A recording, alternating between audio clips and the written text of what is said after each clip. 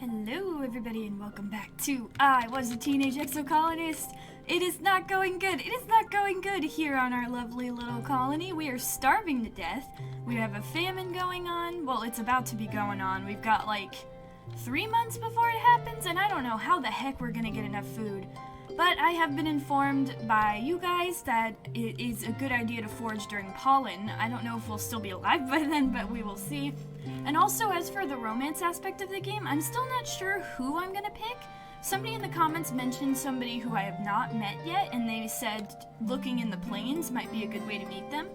And I know there's a few other characters who I haven't met, so I think for now we're gonna focus on raising friendships, because someone else said that, like, 100%ing your friendship gets a lot more content than just romance, so we're gonna focus on friendship, and if a flirt opportunity comes up, we may do it, we may not, we'll see. But for now, I need to relax, because I'm stressed out, and then I think we're gonna forage, because I do want to explore that area, even if it's not gonna help us right now. It'd be good to see and look around.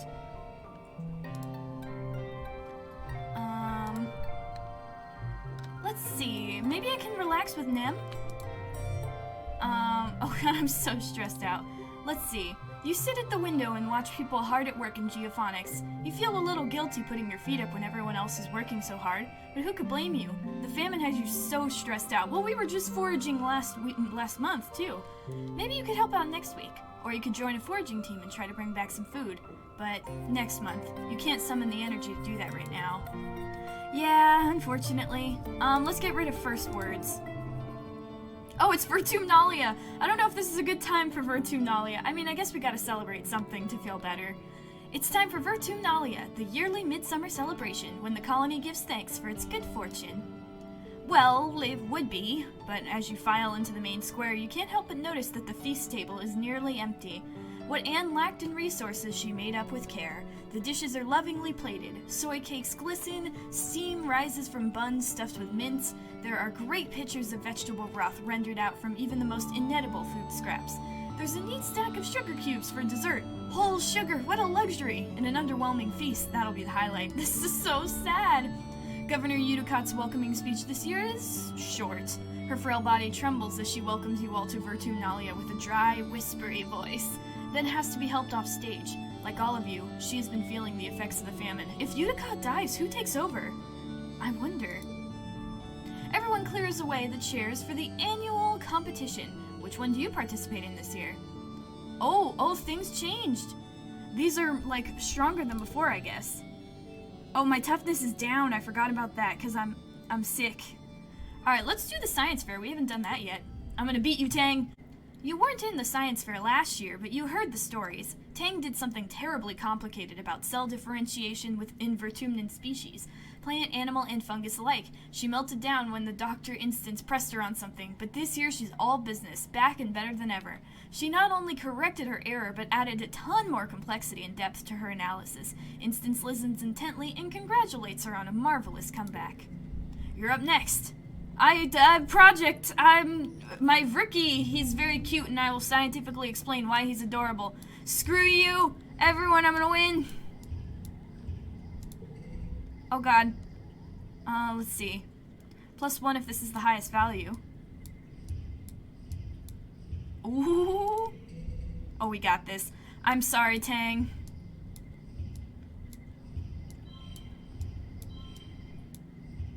Haha!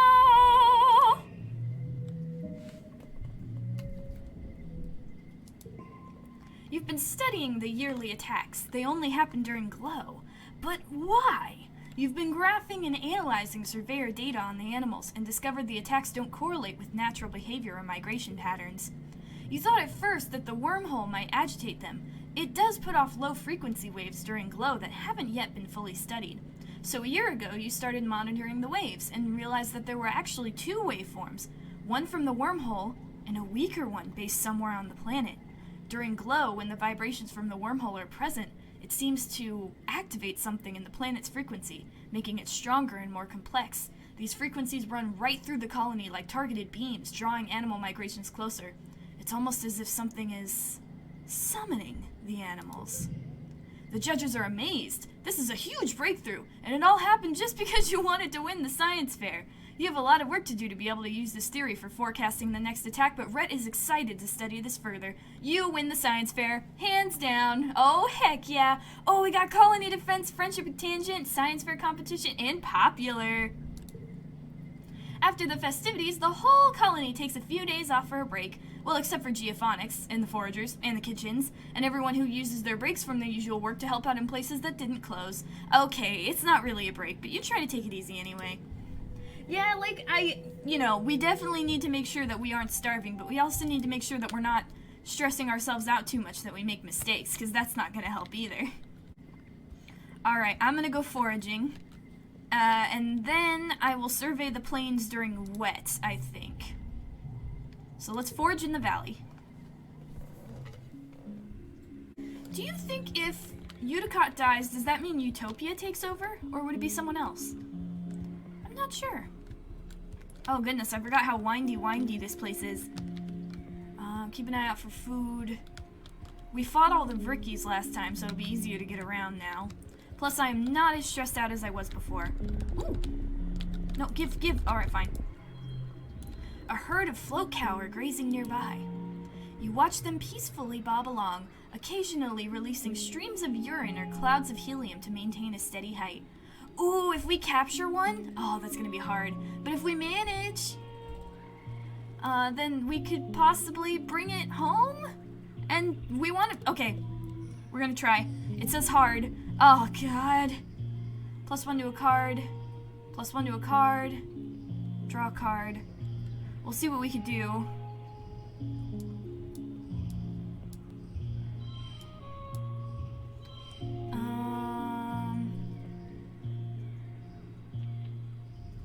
I may have made a mistake. I might push through on this one just because this is food. And we really need food. Come on. 3, 2, 1, 0. That's a straight. That's pretty good. Can I make it better? If I... Okay, that did not help. If anything, it made it worse. Can I undo this? Oh, fuck, what did I do? Why did I do that? Wait, I can fix it. There we go. 48! Ugh. Okay. 5, 4... +1 to a card. Under 2 become 2. If I put this right here, 3, 2, so that's a straight. 4. Oh no!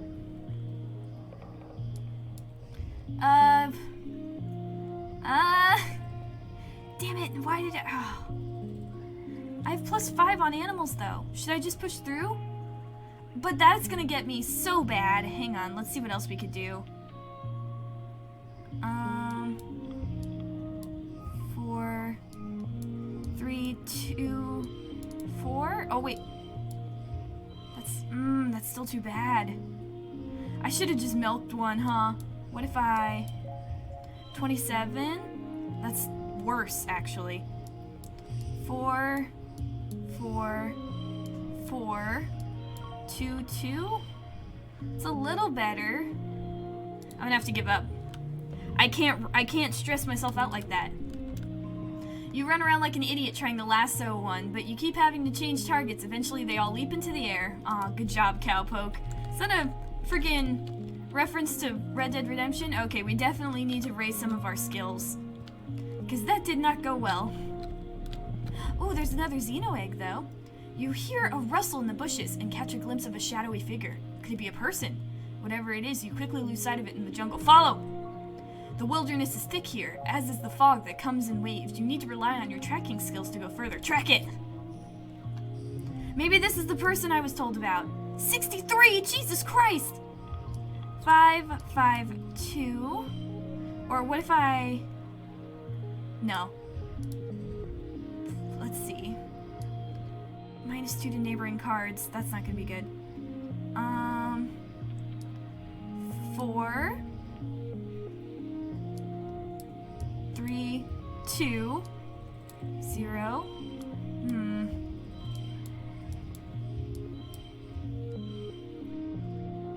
Plus 1. 5, 4, 3. 2. I might push through on this one just because I'm extremely curious. I might actually not have to. 3. Are those edible? 2, 0, 5, 4. Yes! Okay. Okay, that went much better than the last one. Alright, who's this? You're looking for a person, so it's surprising when you come face to face with a weird-looking creature. It kind of looks like a person, a bit. More like a tree, really. Some relative of the bushbub, maybe, but more tentacle and slime? Like a tree, oozing with gooey sap, with 2 legs. Yuck. It makes some sort of brew noise as you back away. What? What was that? Alright, we could go that way, or... There's something back over there, but I'm guessing we have to go around to get to that, so let's see. You find a healthy blep bush and harvest some of the leaves to bring back to the colony. Utopia is beyond excited when she sees your haul. Oh, blep, she cries, shoving her hands right into the basket of rustling leaves. Yeah, but you're a kid after my own heart. She pops a leaf in her mouth and chews on it, then shudders happily. Whoo, she cries. That'll perk you up something but good. Aunt Anne brews a heck of a cup with the stuff, but me, I prefer it raw. She then points at you. Don't you go getting funny ideas. This'll turn you green and give you spots. Cross my heart. Stay away until you're older. Nom nom nom nom nom. Ugh. Just because Utopia was born on Earth, she thinks she's an adult just like the rest of them. She's closer to your age than all the other adults. What does she know anyway? You wait until Utopia leaves, then shove a leaf into your mouth. Ugh. You struggle not to spit it out right away. It's so bitter. You can't help but stick out your tongue. Bleh, indeed. Mysteriously, you experience a rush of giddiness a few minutes later. Oh, wow! That blep sure is good. No wonder adults keep this stuff away from kids. It's probably addictive. Oh, is it like coffee? Oh, and we got our stress rate, lowered from that. Heck yeah. And we're getting Xeno eggs to give to Nem. Oh, this is going good. Or it's going better than it could. I suppose is the better thing to say. Considering we're starving. What's this? You come across a huge field of flowers. Most are teensy pink ones, but some are big and beautiful ones. You check the holopedia. Looks like they're a brand new species. They don't even have a name. They need a name, like butterdancies, even though they neither look like buttercups or dandelions. Honestly, they kind of look like spitting cobras more than anything. I don't think we should pick them all. That doesn't sound good. We'll take one. You find the tallest, most perfect yellow flower and leave the rest. No need to be greedy. I agree. No greedy.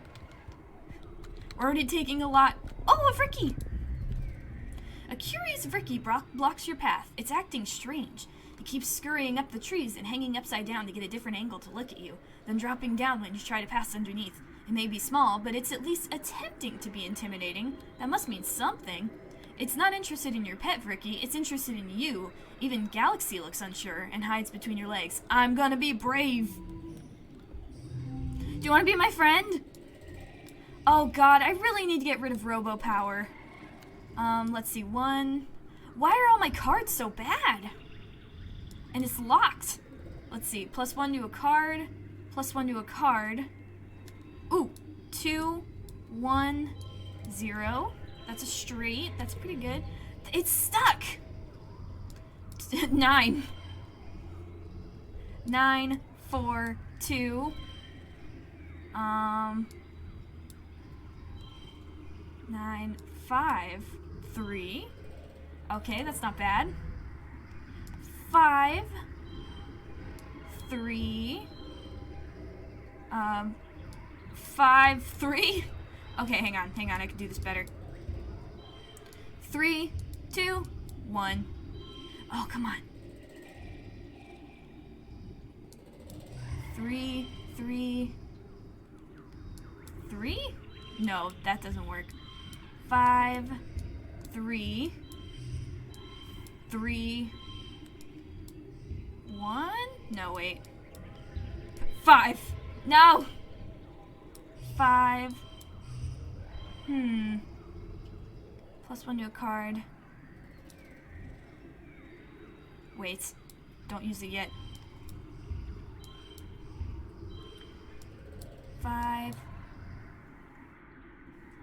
+1 to... Oh, wait. Ooh! I thought that would have helped, but it doesn't look like it did. Can I use it on a locked card? Oh, I can! What if I... Yes! Okay, there we go.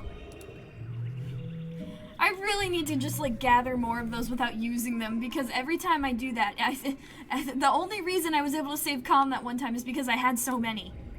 The freaking runs up your leg. It's a giant spider thing, and it's got weird tentacles. Ah, get off! The urge to dance around and shake it off is almost uncontrollable, but you manage to keep your cool.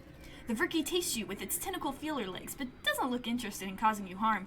Pokes at your backpack, trying to get in, then gives up and scurries off. Alrighty then.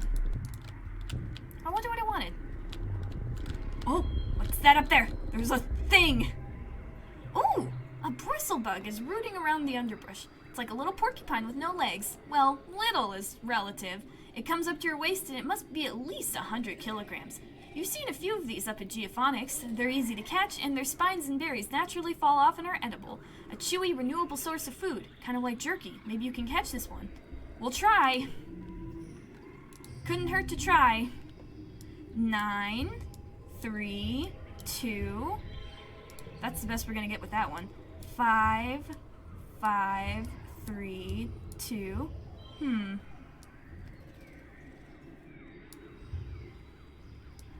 5.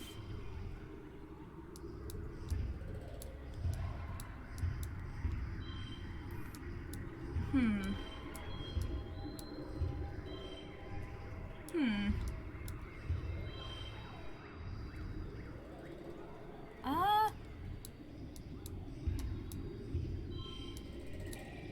5, 4, 2, 1. Okay, that didn't work as well as I had hoped.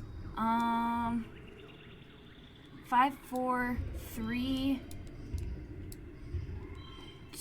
2, 5, 4, 2, 1. Alright. I'm gonna have to push through, aren't I? 5, 4, 2, 1.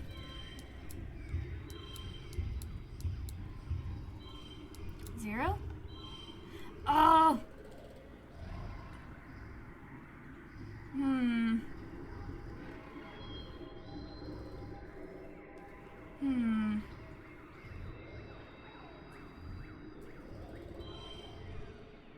I can't push through.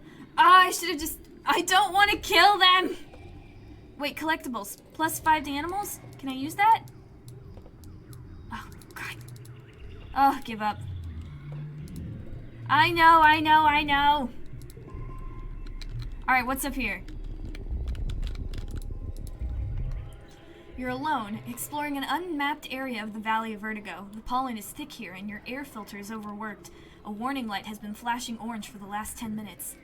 But there are plants here that you've never seen before, flowers with intense rainbow hues and strange lumps of fungal matter which pulse as if they're breathing. You cut some samples. Utopia will totally give you extra kudos for these. The pollen is especially thick up ahead, deep fuchsia and shimmering with color. Everything here seems to dance with tiny flecks of reflected light. It's kind of magical. I'm gonna keep going. You push forward into the suffocating pink fog. It's so thick you can only see a few meters ahead. You following the glimmering towards where it is the densest. You come upon a glade with what seems to be strange topiaries. They loom out of the glittering fog, each in the shape of an animal. They're all formed from the same spongy, glittering pink substance and dotted with finger-length fungal growths. You're so distracted you almost fall into a large hole in the center of the glade. Check for danger. You've seen plant-like animals before. Are these topiaries actually predators waiting for you to get close? You watch them carefully from the edge of the glade. They're still completely still, not breathing. There are no signs of life. Good. Your envirosuit beeps a warning. Let's take a sample of the... Let's look into the hole. The bottom of the hole is a cave. It slopes down gradually towards the cave floor, only about 4 meters below, then disappears underground. You aren't sure how far the cave continues past this point. It's dark down there, obviously, but not silent. There's some kind of strange, rhythmic whirring coming from farther inside the cave. You hold your palm and shine your holopump's flashlight. The cave floor glitters with pink fungus, and the air is ominously choked in it. I'm climbing into the hole!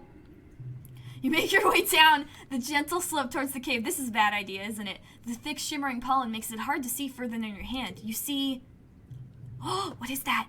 3 glowing vats set into the floor, like neon hot tubs. An old-fashioned mechanical interface set into the cave wall.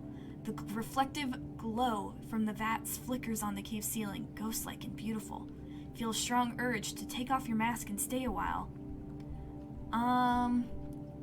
Poke at the mechanical interface. Unmasked. Oh no, why did I take it off? You cross the cave and lay your hands on the interface. It feels spongy, almost alive.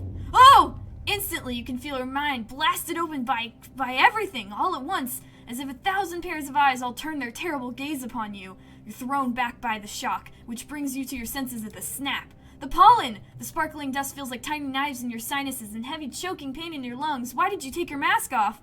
You slap your suit helmet back on to see its lights flashing red, indicating filter overload. You lurch out of the cave and back towards the checkpoint, barely able to breathe. You know you need to get out of here, but a small part of you wants to go back down there. To stay in this glade forever. Oh no! As you near the checkpoint, Utopia runs out to help you. You instinctively turn back, unthinking, wanting to return to the fog, to those strange statues. You collapse in her arms. Several days later, you wake. You don't remember much, just a great choking heaviness in your lungs, and the world swallowing you up and closing over your head. You have snippets of conscious thought from the last few days, but it's hard to tell if it was a dream or not. You remember Tammy sitting by your bedside, her cool hand on your forehead, but she's dead. That part must have been a dream. Oh no, -5 toughness. I'm injured. I'm gonna need to rest. It feels like you had a fever once. Hot and sticky, achy all over like you've been boiled alive. You're still terribly weak, and there's a pain in your chest like someone has been sitting on it. It takes all of your energy just to breathe. You live, but your body took a serious hit and may never quite be the same. Oh no. That is not good. Why did I do that? I was curious. I've been told by many that I'm the type to press the red button when I'm looking at it. Alright, we need to rest. I'm gonna rest with, Cal. Wait, let me see if I can buy anything. I'm in pain. The supply depot. I'll take that. There we go. Okay, let's relax with Cal. Actually, we probably shouldn't relax in Geophonics. There's a lot going on in there. Let's just relax in the lounge. Lounge. It's hard to concentrate on relaxing when you're hungry. There's nothing to take your mind off your empty stomach, so you spend a lot of time napping and just trying to ignore it. You can't help but think there's something else you should be doing. I want to be doing something else, but I can't! Get rid of giggling. I don't have time for laughter. It's wet. And we're gonna run out of food. This is not going good. I'm losing my mind here. Should I survey the plains, or should I go back to the... Hang on, let's see. What have I got in terms of collectibles? No, gear. Alright, +1 skill on challenge win, bonus on straights. Gain 1 less stress. 10 combat. 5 persuasion, 5 biology, bonus to straights. I love my Vricky, but I think that might be better. Bonus to pairs could be good. Let's do that. This is gonna be a long episode, isn't it? I'm going back to the valley. I know I said I'd survey the plains. I'll survey the plains before Glow. I promised. Alright. There's gotta be something we can do. I know I need more animals. Oh, I probably should have done that instead, huh? I should have gotten more animals. Well, not more pets, although I could totally do that, but... I'm gonna go back to the fog. I want the fog. I want the fog. I just realized that's totally where I'm going. Can I just go back over here and get sucked in again? I mean, I shouldn't, but can I?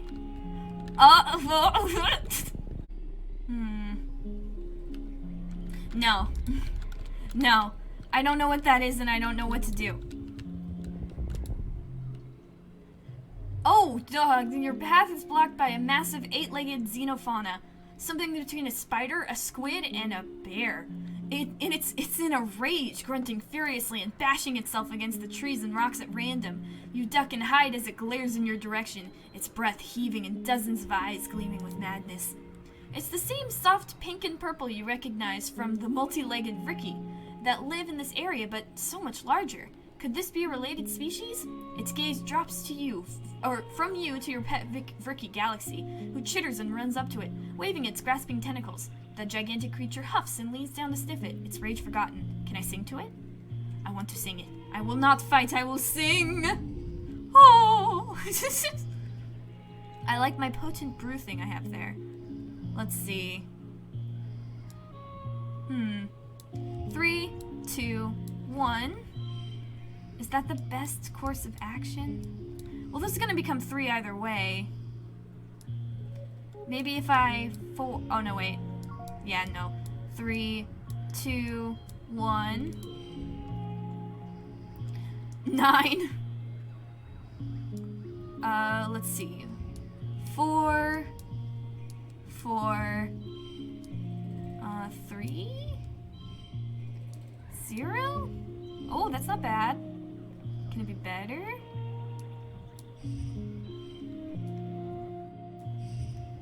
Four,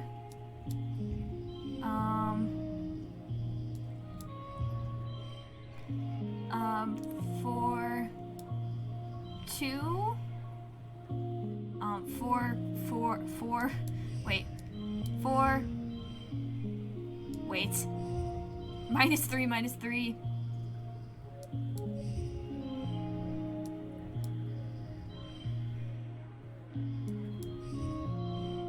Alright, let's see, 9, 3, 2, 1, 2, 2, 1?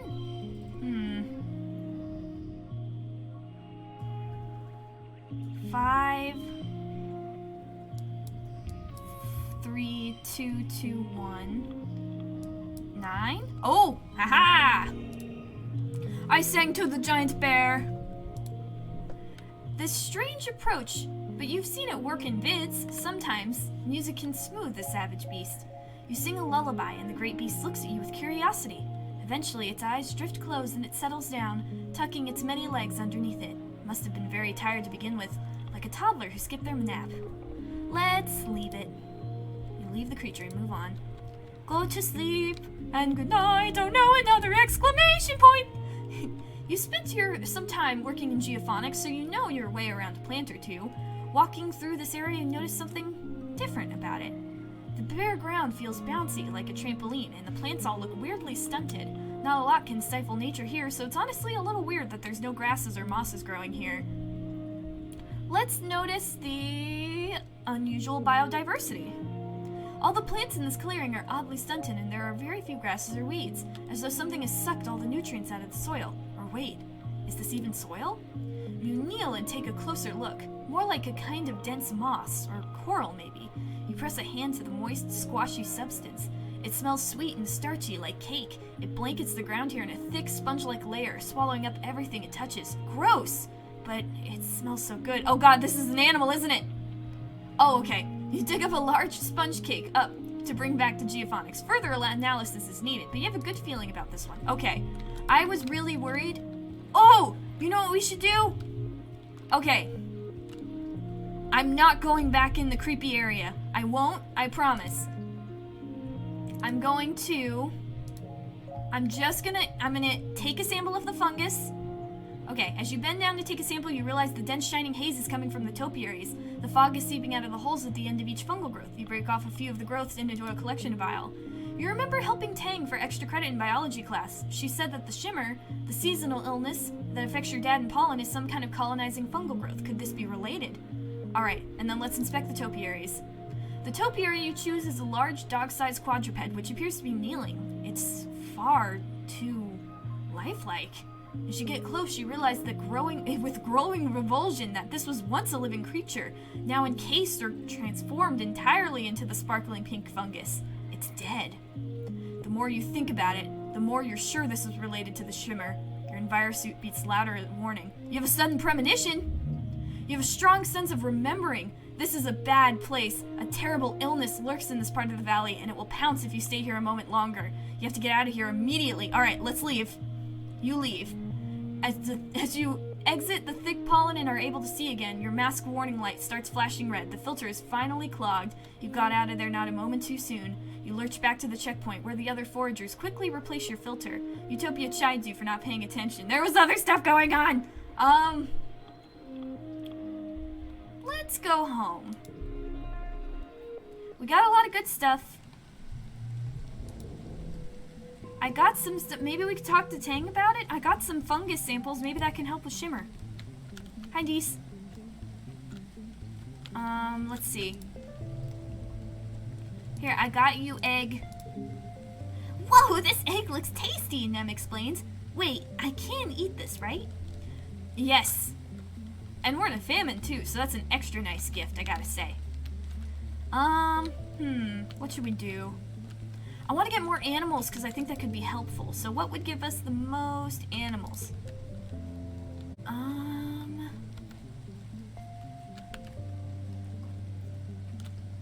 Let's do defense training.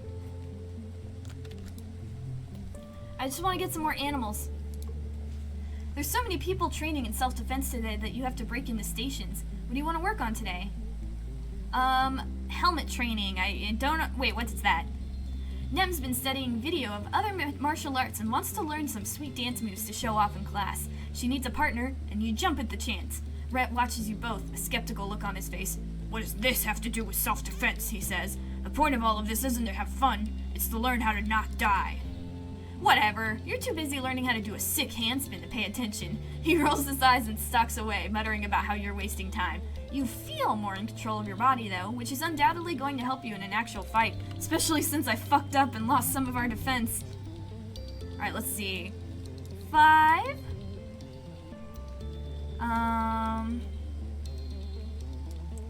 Oh, this is gonna become 3 either way, huh?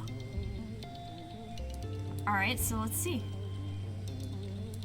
3, 3. 3, 3, 1. Nice! Oh, 1 animal. I definitely need to figure out how to get more. I wish there was something else I could do.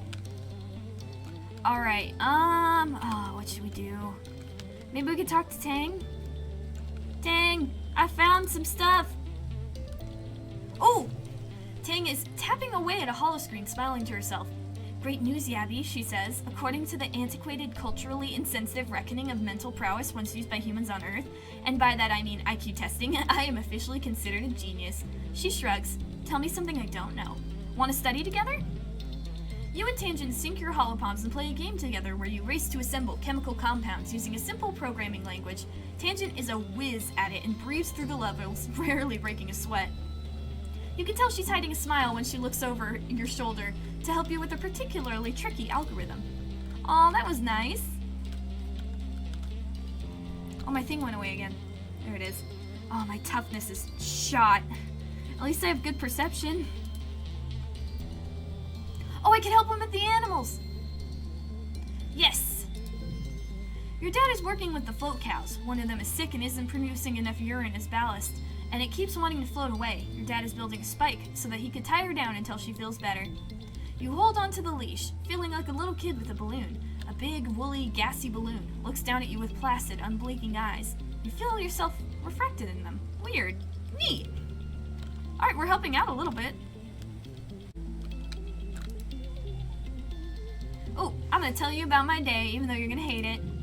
Mars is always talking about how she's bored and wishes there was more to do here. But there are 100 reasons Fortuna isn't boring. You try to list them all. There's all these cool plants and new constellations to look at, and just yesterday you watched a dorp moth squeeze through a crack in the wall no animal should be able to fit through. Mars listens politely but starts yawning halfway through. Less bored is still bored when it comes to Mars and Fortuna. Oh, we got more friendship! Oh, we can talk to Mars again! Hang on. Can I talk to Dees too? Oh, I can't yet. Okay, we'll go into a restricted area one day, Dees, I promise. What does Mars want? What's up, Mars? Mars is watching a vid from Earth on her holopalm. She gestures you over, and you sync your holopalm with hers. The auto track comes through your hearspeak. Mars knows every word. Beside you, she recites the dialogue perfectly along the actors. Since the day we met, I devoted my life to finding you. I searched every train station, every coffee shop, every museum and park for you, she says. My every waking thought was only of you. Her voice goes higher. And I dreamed of you, she says. Every night my heart called to yours in the dark. I never hoped to dream I would find you again. I'm here now, she says, playing the first part again. I'm here and I'm never leaving your side again. Mars drags her hands up and down her face as the couple in the vid kiss passionately. Ugh, she exclaims. I've seen this vid 100 times, and the end always makes me want to yards. They met on a train once and spend forever looking for each other. Like, move on, you know? It's not like living here where there's only like 100 people to pick from. You're in a huge city. Go find anyone else. Why do you keep watching it? Mars sighs, exasperated. I've already seen everything else worth watching. Before you can protest, she puts up a hand. Okay, fine, I do like the city parts. Like, isn't it post-real to imagine cities so big you could get lost in them? So many people that you could meet someone and then never see them again in your life? Mars waves away the vid screen. Sometimes I think I should have been born back on Earth, not on this dumb spaceship. She mock punches the hull of the ship behind her. All those cities, all those people and stuff you could do, watching new vids, going to concerts, the only culture here is grown in a lab. Mars sighs dreamily. And the shopping. They have so much stuff on Earth, anything you could dream, not just the rubbish our old nanoprinters can make. I'm bored of everything I own, Mars complains. Speaking of shopping, do you want to trade some of my kudos for old jackets? My dad says I can't print more stuff until I get rid of something. I'd say 50 kudos sounds fair. Well, what is it? Cool jacket. 20 persuasion! Yeah, hell yeah! Mars takes off her jacket and watches critically as you try it on. Well, it matches your hair, she says, but it kind of puckers at the shoulders. It was really tailor-printed to fit me. She almost looks like she's going to take it back for a second before putting her hands up in surrender. No, I admit it. It looks good on you. Makes you look posh. Thanks, Mars. Hell yeah! Oh my goodness, that's good. Where's my persuasion? Oh, hang on a minute. Move over, doll. Fuck you. I have this. Thank you, Mars. Holy hell. That's gonna be good. Alright, and I'm a little nervous. We're gonna go out in the plains. And actually, should we? I'm gonna tutor the kiddos. I would go out in the plains, but I don't want to be too stressed out before the attack. And we only have 1 more month. So let's tutor the kiddos. Oh! You're headed off to lunch break when you see Mars and Tang sitting together in the engineering break room. Tang is eating a sandwich while scrolling her holopalm with it, and Mars is half collapsed onto the table, barely holding her head up on her hand as she pouts at Tang. Come on, she whines. You said we were gonna hang out after lunch. Aren't you done eating yet? Tang takes a slow, deliberate bite out of her sandwich and chews while making eye contact with Mars. It goes from funny to awkward to hilarious as Mars's face falls and she puts her head on the table and groans. Proper mastication is important for digestive health, Tang answers primly, a smile curling at the corner of her mouth. You can masticate in private, Mars mutters. What are you reading? And how is it more important than me, your best and only friend on the planet? It's just something for work, Tang answers. It's really interesting. I didn't know Dr. Instance was so well published. Even though she was only 25 when the Strato left Earth, she was practically a prodigy like me. She looks at her holoscreen again. It's absolutely fascinating. We're so lucky to have such an accomplished researcher here on Vertumna. I want to read. You take a seat at the table and sneak a look at Tang's screen. You catch a few words. Recombinism, tissue tropism, RNA, protein sheets, intrinsic immunity, maybe something to do with viruses? From the picture, possibly also fungi? Without further examination, it's hard to tell. Tang notices you looking and shuts off her holopalm, shooting you a cool look. Is it something to do with the shimmer sickness? Mars wonders aloud. Aw, dang it! Biology. 31. Okay, we gotta do bio. Me neither, Mars adds. I'm sure glad I don't have to do all that egghead stuff. Sounds boring, TBH. Luckily, no one is making either of you read over my shoulder, Tang says, and takes another purposeful bite of her sandwich. You've been eating for like half an hour, Tang. Come on, Mars says, pulling her hands down her face. Please, can we do something fun before some rampaging Xeno eats us? We're both too pretty to die of boredom. Tang smiles. You think I'm pretty, Mars? She asks, seeming genuinely curious. Mars sits her hand on top of Tang's. The prettiest, she swears, her hand over her heart. Even prettier than me. Well, I mean, I win in the looks department, but I think smart women get, like, extra points. Tang says, putting her hand on top of Mars's hand and leaning in to fix Mars with an unusually flirtatious expression. Yes, do tell me about my great beauty, she deadpans. It's all I live for. Mars laughs and tosses her hair over her shoulder, and you tune them out in favor of eating your lunch before you're expected back in engineering. Oh my goodness, are they flirting? Oh, that's so cute!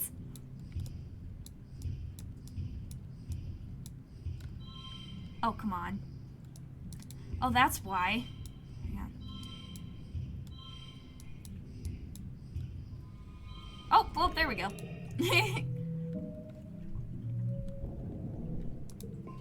There we go. Oh, no. Oh, no, no, no. It's been 3 seasons of heavy food rationing, getting more and more strict as the year dragged on and the fields continued to struggle. You've been wasting away.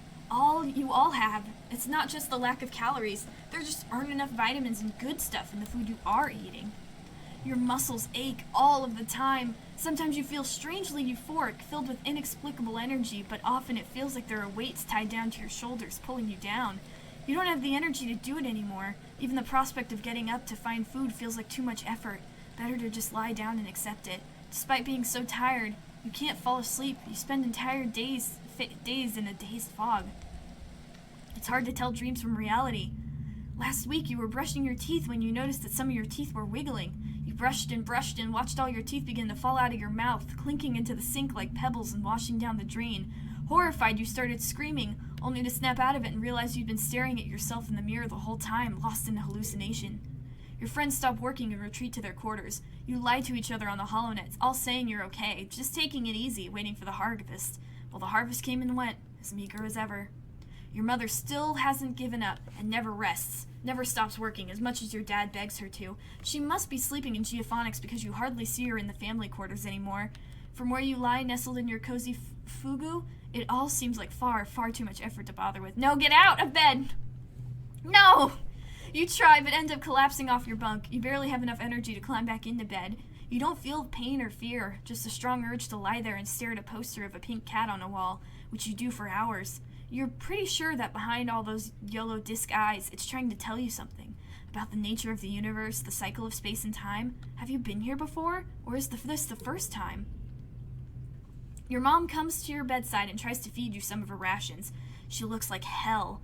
Sallow-eyed and gaunt, but she refuses to stop working. She says she can't keep the rations down anyway. They upset her stomach. Please, Yabby, she whispers. Please, eat. No, no! You stoically turn your nose up at your mom's rations, not sure you could stomach them anyway. You don't remember much from the next week, except those all-knowing yellow eyes staring down from your poster at your wall, and your parents coming and going, trying to get you to eat. They need to eat too! Too weak to protest anymore, you eventually accept the extra rations. It's a relief when your head clears and you can walk again. But your mother still refuses to rest. Both your parents feel responsible for this famine, but as head of geophonics, your mom takes it personally. She's been skipping meals, relying on water and pressed soy bar rations, just enough calories to keep her body moving, but not enough to stay healthy. Yet she never lets up working herself to the bone, barely even sleeping, increasingly sallow-eyed and gaunt. You and your dad try to slow her down, but, well, she's a stubborn woman. If not her, she says, then who? Oh, no. You and your dad are in the lounge, slowly sipping your vegetable broth when there's a commotion at the doors. Someone's run in, gasping for breath, yelling for you and your father to come to geophonics. You run over, knowing deep in your pit of your stomach that something terrible has happened. When you see the faces of the agriculturists, your mom's people, you know that feeling is real. No! Your dad sees her body first. He lets out a cry like something you've never heard before, a deep, unimaginable pain dragged up from the darkest parts of where fear lives. Oh no! Oh no! Oh, I should have oh no! I wasn't fast enough! Your dad falls to your knees beside the frail body of your mother. He pulls her into her arms and sobs, wretched and agonized. You don't even know what to think. Your mom always seemed larger than her body, but seeing her now, there's nothing there. Just a fragile shell. They tell you she didn't even cry out. She just went to her knees and then laid down in the dirt, and that was it. She's gone. Your mother's body was taken to the incinerator room, and that night the colony gathers to pay their respects. Like Tammy's funeral, the incinerator room has been cleared, and a wreath of flowers placed over the mouth of the organics recycler. There's white astrania, your mother's favorite flower, carefully carried from Earth with the hopes of it flourishing on Vertumna, just like you. You stand with your father and Aunt Anne. Udicott and the rest of the council are here as well, including Rhett. You're surprised to see tears rolling down his face. He's such a hard-ass in the garrison. Cal is here with all the other agriculturists. The rest of the colony waits in the canteen to offer their condolences after the service. Governor Udicott gives the eulogy. As a colony, we share our blessings, she begins solemnly. However, today, in sad company, we gather to share the burden of our grief. Fluorescent was born on Earth, but she, more than many of us, exemplified the spirit of our endeavor to bring life to beyond the stars. She bore life, not only in her body, but bringing it forth from the ground she so faithfully attended. The debt we owe to her is the kind that never can be repaid, she continues. It is with deep and unbearable grief that we must continue on without her, in awe and respect for her sacrifice, the depth of which was never expected of her, but which she did not expect of anyone else. It is on her strong shoulders that she still carries us still. Udicott closes the door to the recycler, and the particle disintegrators begin to reclaim the molecules that once formed your mother. Your father squeezes your shoulder, making a small, choked-off noise of pain. As a community, we remember Fluorescent. As a community, we return her body to the soil that nourishes us. In a way, her sacrifice is recognized in the manifest body of the colony. The ceremony is adjourned to the canteen, where a somber wake is held in your mother's ceremony. There isn't enough food to dull the emotions, and your empty stomach only reminds you of her unfinished work. Oh no. Your father's the new head of geophonics. In a few hours, he receives your mother's remains so that he can add them to the colony's precious supply of brown soil from Earth. You touch the cool lid of the container, marveling that your mother could fit in such a small box. You don't have to be okay, your dad says quietly, his voice is thick with emotion. I know I'm not. I have to keep going where she left off, but if you can, you should take some time off. I think I have to. I'm too stressed. Oh, this is awful. No, I thought I had time. I didn't. The prospect of going back to work like everything is normal is too much to handle. The sun dips below the horizon and glow begins. You end up spending the whole month alternating between sleeping, scrolling the HoloNet, and staring into space. It's restful, at least. A few days after the funeral, surveyors return with an unexpected bounty from the Valley of Vertigo. It's enough to survive for another month, until the new year maybe, if you keep rationing. The colony will continue to limp along, but without your mother. Oh no! God, no! There's no, rest anymore! The roar wakes you. It would wake the dead. It shakes the walls, rumbles through the ship's hull, and makes your heart skip a beat. You're paralyzed by a sudden clench of fear in your gut. Through your porthole window, you hear metal screeching and people shouting. Then another roar, guttural and rumbling like the sound of a mountain collapsing. Something enormous is out there. I've got to go! You don't know what gives you the courage, but you run out of the fields to face the horrible creature face to... What the hell is that? Oh God! It has no face. In a place of a face, or even a head, its body just unzips, revealing a mess of writhing pink tentacles and blinking eyes poked with jaggy, asymmetrical teeth. It stands on 4 enormously powerful legs. Each is wide across its tree trunks. Clinging to its back and its thick slug-like tail are clumps of lichen that grow faintly in the light.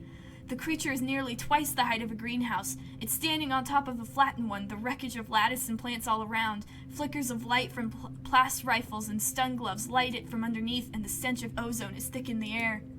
You see Nem and her brother Com darting in and around its legs with their twin shocks of red hair. The faceless creature lurches into another greenhouse, oblivious of the soldiers trying to herd it away. The monster left a trail of destruction where it smashed through the walls. Smaller creatures are pouring in through the gaps and heading towards... They're heading straight to command! You watch helplessly as the horde of animals storm command, sneaking through with torn-away panels and smashing through windows. It's too far away to hear the screams, but Governor Udicott is inside. You have to do something. Oh no, I'm not good with decisions! What do we do? I can't leave Nem on her own! You run towards Geophonics, picking up a handful of rocks as you cross through the barren fields. When Com sees you, he gestures for you to flee. Get out of here, Yabby, he says. You're gonna get yourself killed. You grip your rocks in defiance. You're sick of being told to hide like a child. You want to help. Oh, but I saved your ass last time, Com, and I'll do it again if I have to. Oh my god, it's horrible. Everything is horrible. I hate this. Oh my god. Wait. Oh god, no. What kind of card is that? Oh, oh god.